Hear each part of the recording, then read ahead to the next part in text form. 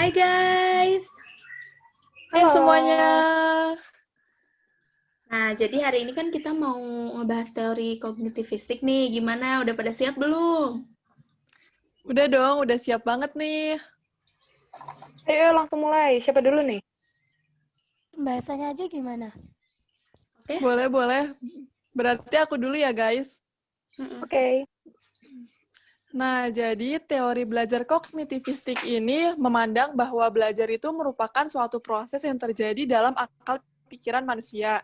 Nah, teori ini juga lebih menekankan proses belajarnya dibanding hasilnya. Kenapa? Soalnya belajar itu nggak cuma tentang stimulus sama respon, tapi belajar adalah suatu pemikiran yang sangat kompleks.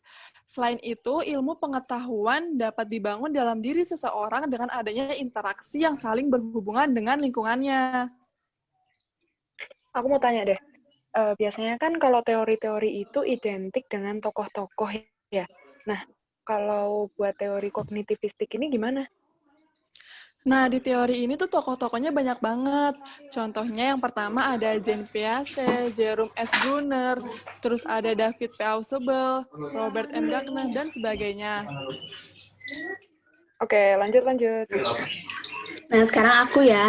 Nih, di sini kalau prinsip teori kognitivistik itu dia menekankan proses belajar dibanding hasil sama kayak yang tadi Lala jelasin di awal.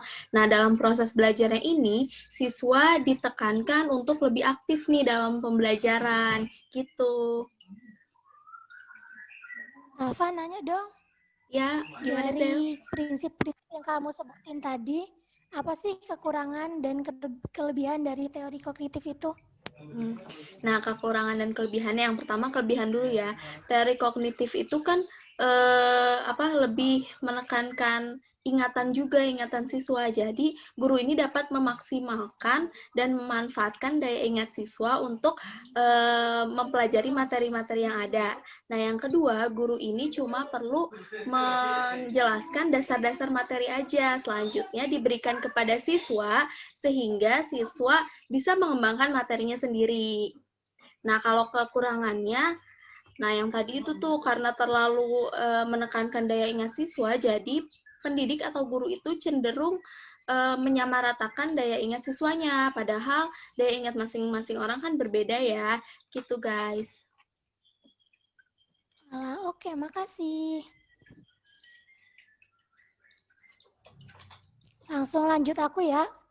Jadi, gimana sih pandangan teori kognitif tentang belajar berbeda dengan teori behavioristik yang memandang belajar sebagai perubahan perilaku yang dapat diamati yang muncul sebagai hasil pengalaman.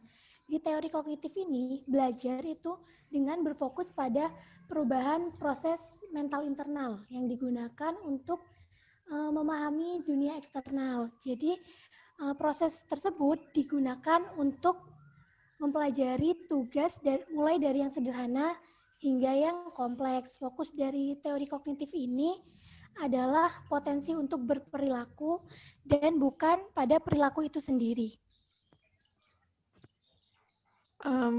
Kok pada diem sih? Ayo dong. Oke, lanjut aku aja ya. Okay. Nah, seperti yang dijelaskan teman-teman sebelumnya, prinsip dari teori ini kan lebih mementingkan proses daripada hasil. Jadi, untuk pengaplikasian dari teori belajar kognitivistik ini, yaitu kita membuat metode pembelajaran yang menuntut peran aktif siswa, seperti diskusi, presentasi oleh siswa, praktikum, dan lain sebagainya. Nah, di sini guru juga diharapkan selalu mengamati perkembangan kognitif siswa, seperti mengadakan kuis, ulangan harian, dan lain sebagainya. Selain itu, pemahaman dari peserta didik ini akan lebih berkembang dengan baik jika materinya disusun dari materi-materi yang sederhana ke yang lebih kompleks. Seperti itu, teman-teman. Nah, ini kan udah dibahas nih dari awal pembahasan sampai aplikasi teori kognitif. Kira-kira ada lagi nggak nih yang mau didiskusiin di sini? Dari aku cukup sih. Aku juga udah cukup kok. Aku juga udah. Oke deh, kalau gitu makasih ya teman-teman. Bye. Iya, makasih juga. Kita foto Bye. dulu yuk, kita foto dulu.